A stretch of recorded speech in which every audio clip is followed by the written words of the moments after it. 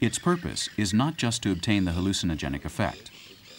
The natives use the frogs when they have serious headaches, chronic pains, or diarrhea. It is an efficient remedy, and mothers also give it to their children for certain illnesses. The dosage is calculated by the adults, since they know that more than 3 scratches on the wrist could kill them. For some, this frog is the end of laziness, apathy. You're up. You feel strong. You feel happy. You have only made 1 scratch, but they have told us that there are people who make more than 1, more scratches. Could a person die from many of them? If you make many scratches this way, you die. For sure. Because it's a very strong poison. At first my head hurt, then my head seemed to be flying. Then my stomach began to turn and feel really strange until finally I threw up. In just a few minutes, it was over. And now I feel much better. I feel very strong and happy. And now I feel much better. After this lesson in natural medicine, just another one on environmental education, the frogs are set free. "Thou shalt not kill" is the only command that fully coincides with their culture. The indigenous peoples are also being pursued by biotechnological companies in an attack called biopiracy. People disguised as ecologists, wearing environmental protection t-shirts, are getting close to the shamans, the pajas, the curacas, the medicine men of the 180 indigenous cultures in the case of Brazil. They are trying to appropriate their knowledge in the same way as if someone tried to patent the host in Christian culture. As if someone from the Amazon went to Spain or the United States and patented something so sacred to us as the host.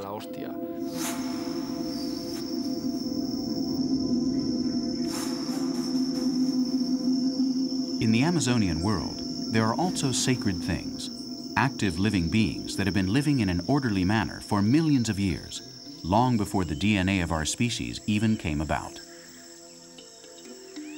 Here and there, you will find every color, shape, aroma. 80% of all plant species on Earth spread over the heart of the tropical jungle. In an area that occupies the equivalent of 1 city block, in 1 hectare of Amazonian terrain, we could identify up to 300 different species of trees. In France, for example, in this same space, we could only identify 50.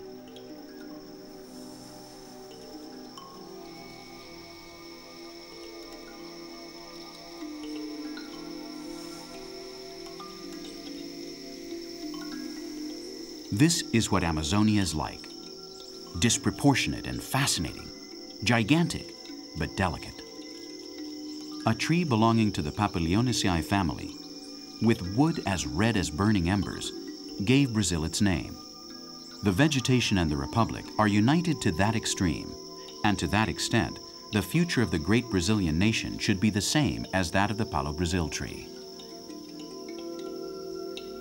But oblivious to history and etymology, the thieves of living things feel at home here, calculating every corner of this jungle as if trying to figure out the best way to make the most profit.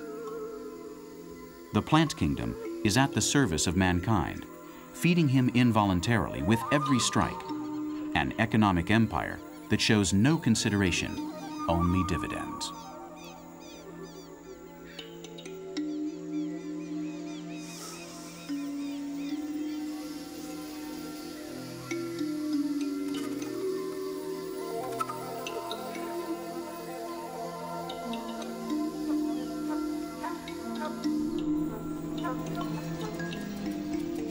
Since the white man arrived in the Amazon, Many have given their lives in order to interpret its natural message, to reveal its hidden secrets.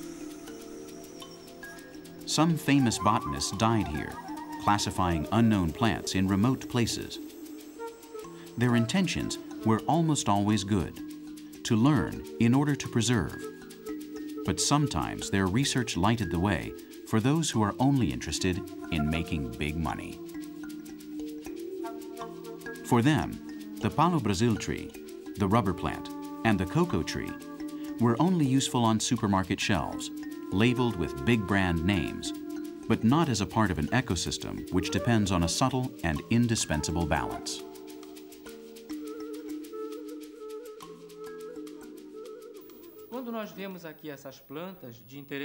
While I observe these plants of much economic interest for the Amazon, I remember the problem of biopiracy, which is unfortunately devastating the Amazonian region. Plants from Amazonia are used by many international laboratories, but the profits from this usually never make it back here. This is why we now have laws to protect our plant resources.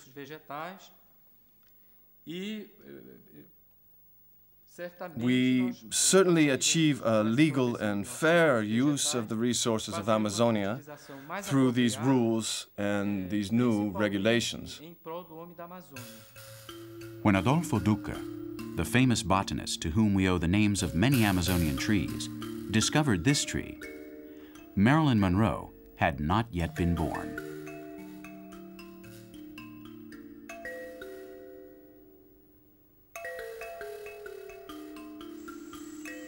The pau rosa captivated the scientist with the wonderful aroma that its bark gave off. He christened it with the scientific name Aniba rosae odora.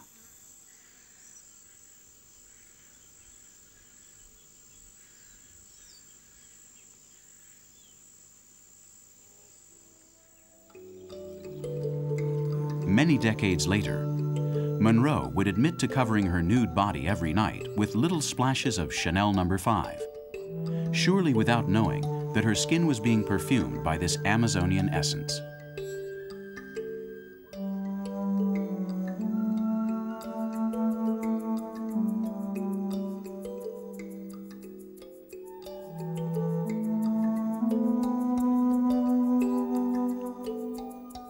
Thus, a simple tropical tree gave glamour to the goddess of the movie screen.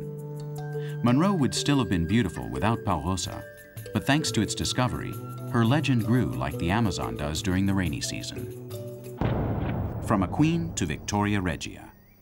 That is how Richard Schomburgk, an English botanist, named the largest water lily on the planet 160 years ago. He honored his queen and dishonored the native people, who had already named the plant many centuries before.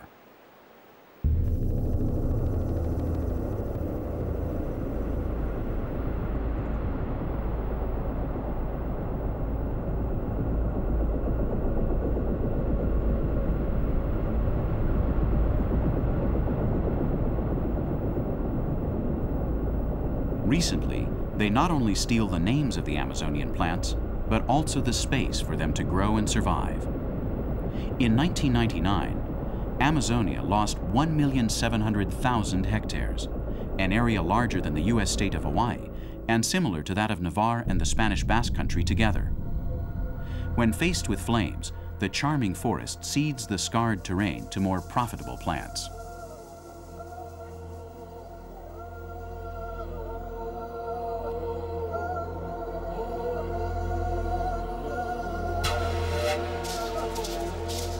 The state of Mato Grosso should be renamed, since it is quickly losing the dense forest that gave it its name. Each year, it looks more like the vast plain of La Mancha in Spain than a tropical forest region. Agriculture is its assassin. It exhausts its fertile land very quickly, just as the gentlemen of the soybean industry have planned.